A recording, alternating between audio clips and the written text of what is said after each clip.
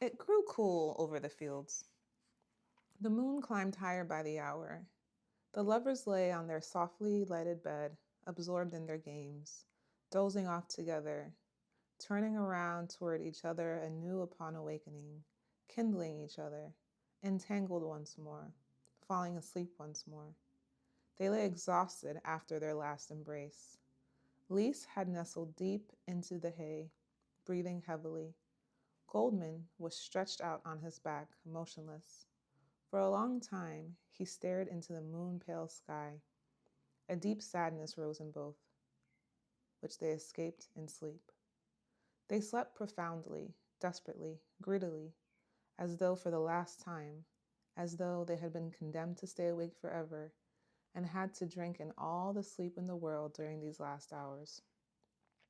When Goldman awoke, he saw Lise busy with her black hair. He watched her for a while, absent-minded, still half asleep. "You're awake?" he said finally. Her head turned with a start. "I've got to go now," she said, embarrassed and somewhat sad. "I didn't want to wake you." "Well, I'm awake now." "Must we move on so soon? After all, we're homeless."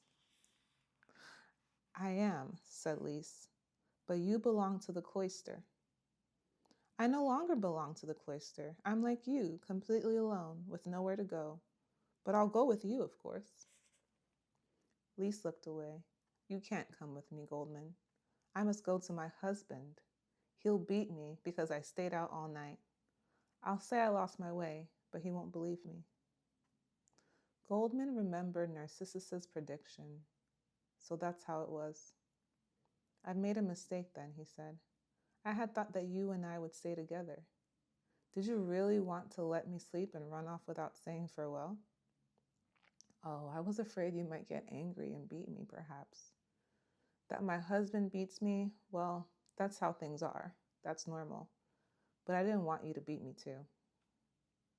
He held onto her hand. "Lise," he said, "I won't beat you. Not now, not ever. Wouldn't you rather stay with me than with your husband since he beats you?" She tugged to get her hand free. "No, no, no," she said with tears in her voice. And since she could feel that her heart was pulling away from him, that she preferred the other man's blows to his good words, he let go of her hand. And now she really began to cry. At the same time, she started to run. Clasping both hands over her streaming eyes, she ran off. He stood silently and watched her go.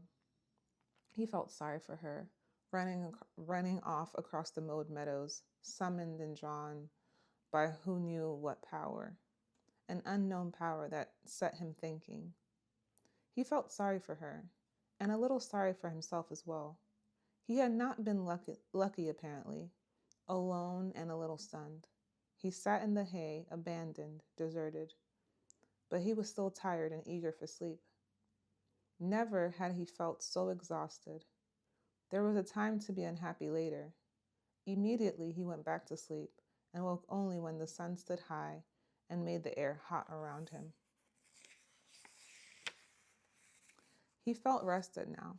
Quickly he got up, ran to the brook, washed and drank. Memories came gushing forth. Love images from the night exhaled their perfume like unknown flowers, evoked many gentle, tender feelings. His thoughts ran after them as he began to walk briskly. Once more he felt, tasted, smelled, touched everything over and over. How many dreams the unknown woman had fulfilled for him. All the buds she had brought to flowering. Still so many wonderings and longings, while so many new ones in their place. Field and heath lay before him, dry, fallow stretches and dark forests. Beyond it might be farms and mills, a village, a town. For the first time the world lay open before him, wide and waiting, ready to receive him, to do him good or harm. He was no longer a student who saw the world through a window. His walking was no longer a stroll ending with the inevitable return. Now the wide world had become a reality. He was part of it. It contained his fate. Its sky was his sky, its weather his weather. He was small in this large world, no bigger than a horse, an insect. He ran through its blue-green infinity. No bell called him out of bed to mass, to class, the meals. Oh, how hungry he was. Half a loaf of cornbread, a bowl of milk, some gruel soup. What delicious memories. His stomach had come awake. He passed the cornfield with half-ripe ears. He stripped them with fingers and teeth. Avidly he chewed the tiny, slimy kernels, plucked more and still more, stuffed his pockets with ears of corn. Later he found hazelnuts. They were still quite green, but he bit into them joyfully, cracked their shells, and put a handful in his pocket. As he entered the forest, he saw pines and an occasional oak or ash. In an ending, Soon he found blueberries in an unending abundance. He rested and ate and cooled off. Blue harebells grew in the sparse, hard forest grass. Brown, sunny butterflies rose and vanished capriciously in ragged flight. St. Genevieve had lived in a forest like this. He had always loved her story. How much he would have liked to meet her. Or he might find a hermitage in the forest with an old, bearded father in a cave or a bark hut. Or perhaps peat diggers lived in the forest. He would have liked to speak to them. Or even robbers. They would probably not harm him. It would be pleasant to meet somebody, anybody. But he was well aware that he could walk in the forest for a long time, today, tomorrow, several days more, without meeting anyone. That, too, had to be accepted if it was his destiny. It was better not to think too much, to take things as they came. He heard a woodpecker tapping and tried to find it. For a long time he tried in vain to catch sight of the bird. At last he succeeded and watched it for a while. The bird glued to the trunk of the tree, all alone, tap, tap, tapping, turning its busy head this way and that. What a pity that one couldn't speak to animals. It would have been pleasant to call a greeting up to the woodpecker, to say a friendly word, and learn something about its life in the trees, perhaps, about its work and its joys. Oh, if one could only transform oneself. He only remembered how he used to draw sometimes, during his hours of leisure, how he used to draw figures with the stylus on his writing tablet, and flowers, leaves, trees, animals, people's heads. He'd amuse himself that way for hours. Sometimes he had created creatures of his own imagination, like a small god. He had drawn eyes and a mouth into the chalice of a flower, shaped figures into a cluster of leaves sprouting on a branch, placed a head on top of a tree.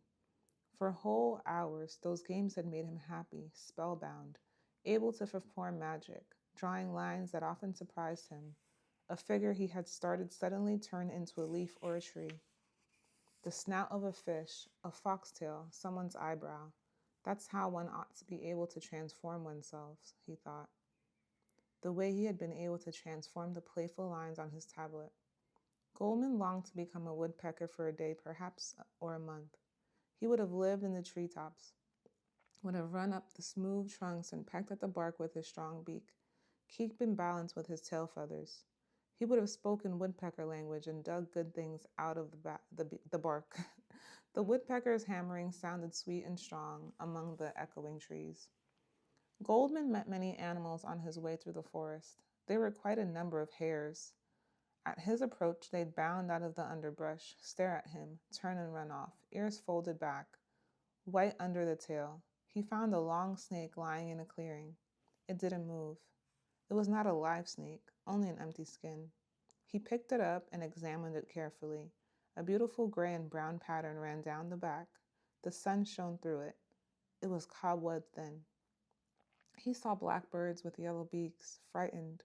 They'd look at him from stiff, narrow eyeballs, fly off close to the ground. There were many red robins and finches. He came to a hole, a puddle filled with thick green water, on which long-legged spiders ran in eager, frenzied confusion, absorbed in an incomprehensible game. Above flew several dragonflies with deep blue wings, and once, toward nightfall, he saw something, or rather, he saw nothing except frantic leaves, branches breaking, clumps of mud slapping the ground. A large, barely visible animal came bursting through the underbrush with enormous impact. A stab, perhaps, or a boar. He couldn't tell. For a long time he stood panting with fright. Terrified, he listened in the direction the animal had taken. He was still listening with pounding heart long after everything had grown silent again. He couldn't find his way out of the forest. He was forced to spend the night there. He picked a sleeping place and built a bed of moss, trying to imagine what it would be like if he never found his way out of the forest, if he had to stay in it forever. That would surely be a great misfortune. Living on berries was, after all, not impossible, nor was sleeping on moss. Besides, he would doubtless manage to build a hut for himself eventually, perhaps even make a fire. But living alone forever and ever, among the quietly sleeping tree trunks, with animals that ran away, with whom one could not speak, that would be unbearably sad. Not to see people, not to say good morning and good night to anyone, no more faces and eyes to look into, no more girls and women to look at, no more kisses. Never again to play the lovely secret game of lips and legs, that would be unthinkable. If this were his fate, he thought, he would try to become an animal, a bear or a stag, even if it meant forsaking the salvation of his soul. To be a bear and love a she-bear would not be bad, would at least be much better than to keep one's reason and language and all that, and vegetate alone, sad and unloved. Before falling asleep in his bed of moss, he listened to many incomprehensible, enigmatic night sounds of the forest, with curiosity and fear. They were his companions now. He had to live with them, grow accustomed to them, compete with them, get along with them. He belonged to the foxes and the deer, to the pine and fir. He had to live with them, share air and sunshine with them, wait for daybreak with them, starve with them, be their guest. Then he fell asleep and dreamed of animals and people, was a bear and devoured lease amid caresses. In the middle of the night, he awoke with a deep fear he couldn't explain, suffered infinite anguish with his heart, and lay thinking for a long time, deeply disturbed. He realized that yesterday and today he had gone to sleep without saying his prayers. He got up, knelt beside his moss bed, and said his evening prayer twice, for yesterday and today. Soon he was asleep again. In the morning, he looked about the forest with surprise. He had forgotten where he was. Now his fear of the forest began to dwindle. With new joy, he entrusted himself to the life around him, and all the while he continued to walk, taking his direction from the sun. At one point, he came to a completely smooth stretch of the forest, hardly any underbrush, noting but a very thick old straight pines. After he had walked around these columns for a while, they began to remind him of the columns in the main cloister of the church, the very same church in which he had watched his friend, Narcissus, disappear through the dark portal the other day. How long ago? Was it really only 2 days ago? It took him 2 days and 2 nights to reach the end of the forest. Joyful, he recognized signs of human habitation, cultivated land, strips of field with barley and oats, meadows through which a narrow footpath had been trodden. He could see the sections of it here and there. Goldmund pulled out a few stalks of barley and chewed on them. With friendly eyes, he looked at the tilted land. Everything felt warm and human to him after the long wilderness of the woods, the little footpath, the oats, the wilted, bleached cornflowers. Soon he would meet people. After a short hour, he came to a crucifix at the edge of a field. He knelt and prayed to the feet. Coming around the protruding nose of a hill, he suddenly found himself in front of a shady lime tree. Delighted, he heard the music of a well, from which water ran through a wooden pipe into a long wooden trough. He drank cold, delicious water and noticed with joy a couple of thatch roofs seemingly coming out of the elderberry trees. The berries were already dark. The lowing of a cow touched him still more than all these signs of friendliness.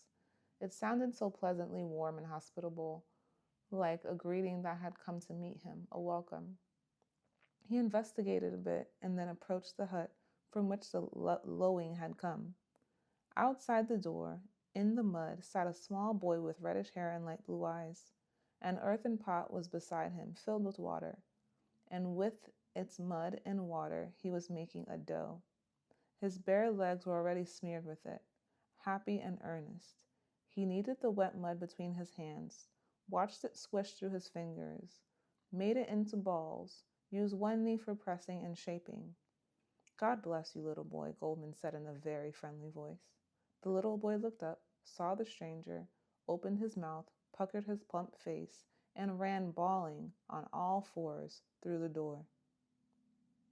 Goldmund followed him and came into the kitchen. It was so dark after the bright noon glare, he could not see anything at first. He said a Christian greeting just in case, but there was no reply.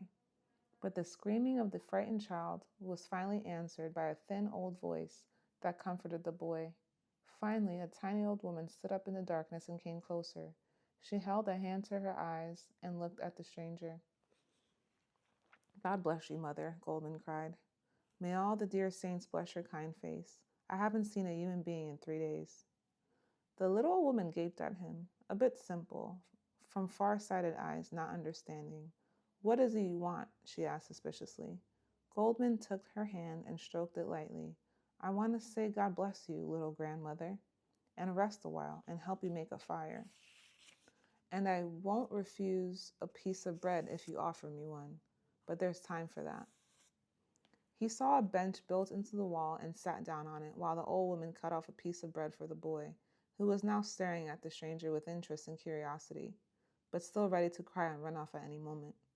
The old woman cut a second piece of the loaf and brought it over to Goldmund. Thank you, he said. May God reward you. Is your belly empty? Asked the woman. Not really, full of blueberries. Well, eat then. Where do you come from? From Maria Braun, from the cloister. Are you a preacher?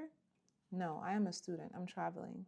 She looked at him, half chiding, half simple, and shook her little head on her long, wrinkled neck.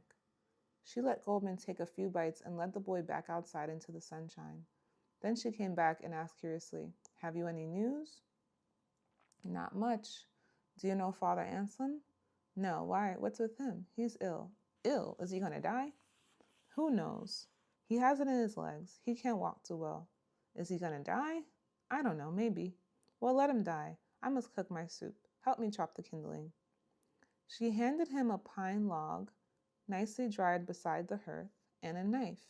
He cut kindling, as much as she wanted, and watched her lay it on the ashes and bend over it, and wheeze and blow until the fire caught. According to a precise secret system, she piled now pine, now beechwood. The fire shone brightly in the open hearth. A big black kettle hung in the chimney on a soothing chain. She pushed it into the flames. At her behest, Goldmund drew water from the well, skimmed the milk pail. He sat in the smoky twilight and watched the play of the flames and the bony, wrinkled face of the old woman appearing and disappearing above them in the red glow. He could hear the cow rummage and thump on the other side of the wall. He liked everything: the lime tree, the well, the flickering fire under the kettle, the snuffing and munching of the feeding cow, the dull thud she made against the wall, the half-dark room with table and bench, the small ancient woman's gestures. All this was beautiful and good, smelled of food and peace, of people and warmth, of home. There were also 2 goats, and the old woman told him that they had a pigsty in the back. The old woman was the farmer's grandmother, the great-grandmother of the little boy. His name was Kuno. Every so often he came inside. He didn't say anything and still looked a little frightened, but he was no longer crying. The farmer arrived and his wife. They were greatly surprised to find a stranger in the house. The farmer was all set to start cursing. Distressfully, he gripped the young man by the arm and pulled him toward the door to see his face in the daylight. Then he laughed, gave him a well-meaning slap on the shoulder, and invited him to eat with them. They sat down. Each dipped his bread into the common milk bowl until the milk was almost gone, and the farmer drank up what was left. Goldmund asked if he might stay until tomorrow and sleep under their roof. No, said the man, there wasn't enough room. but there was enough hay lying around all over the place, outside, for him to find a bed. The farmer's wife sat with the boy by her side. She did not take part in the conversation, but during the meal, her inquisitive eyes took possession of the stranger. His curls and his eyes had made an impression on her, and she noticed with pleasure his lovely white neck and smooth, elegant hands with their free, beautiful gestures. How distinguished and imposing he was, and so young. But most of all, she felt drawn by the stranger's voice. She fell in love with the singing undertone, the radiating warmth and gentle wooing in the young man's voice. It sounded like a caress. She would have liked to go on listening to his voice much longer. After the meal, the farmer busied himself in the stable. Goldmund had gone outside to wash his hands under the well. He was sitting on its low edge, cooling himself and listening to the water. His mind was undecided. There was nothing for him to do here anymore. Yet he regretted having to move on so soon. Just then the farmer's wife came out with a bucket in her hand. She placed it under the gullet and let it run full. Half loud, she said, "If you're still around here tonight, I'll bring you some food. There's hay back there, behind the long barley field. It won't be taken in before tomorrow. Will you still be there?" He looked into her freckled face, watched her strong arms lift the bucket. Her clear eyes looked warm. He smiled at her and nodded. She was already walking away with the full bucket, disappearing in the darkness of the door. He sat, grateful and deeply content, listening to the running water. Some time later he went in, looked for the farmer, shook hands with him and with the grandmother, and thanked them. The hut smelt like fire, soot, and milk. A moment ago, it had still been shelter and home. Now it was already foreign territory. With a farewell, he went out. Beyond the hut, he found a chapel, and nearby, a beautiful wooded area, a clump of sturdy old oaks and short grass. He remained there, in their shade, strolling among the thick trunks. How strange it was with women and loving. There really was no need for words.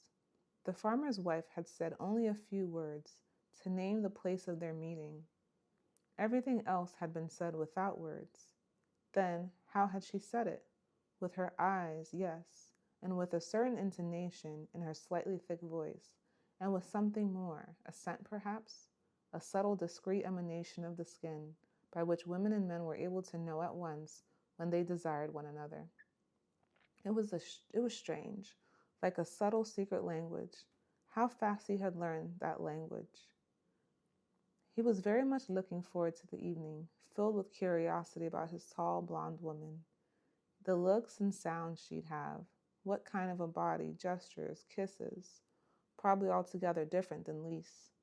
Where was Lise at this moment, with her taut black hair, her brown skin, and little grasps?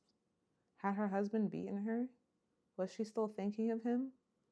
Or had she found a new lover, as he had found a new woman today?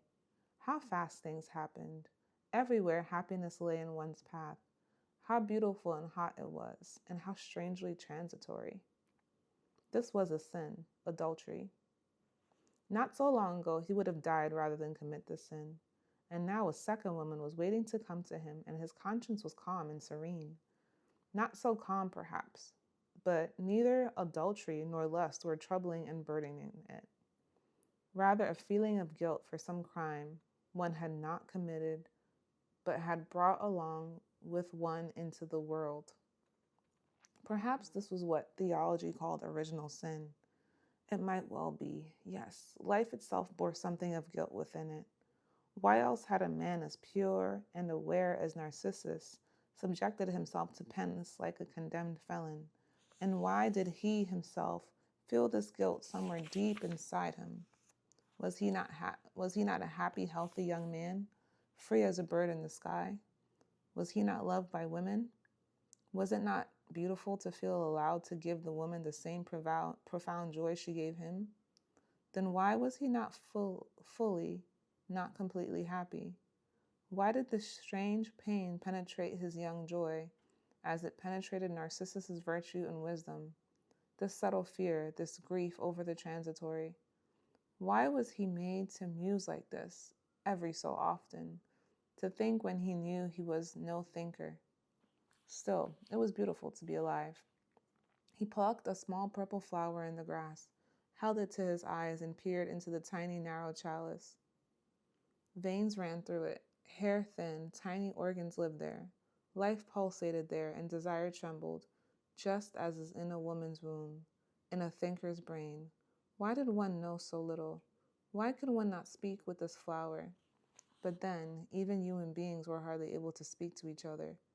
Even there, one had to be lucky, find a special friendship, a readiness. No, it was fortunate that love did not need words, or else it would be full of misunderstanding and foolishness. Ah, how Lisa's half-crossed eyes had looked almost blind at the height of ecstasy.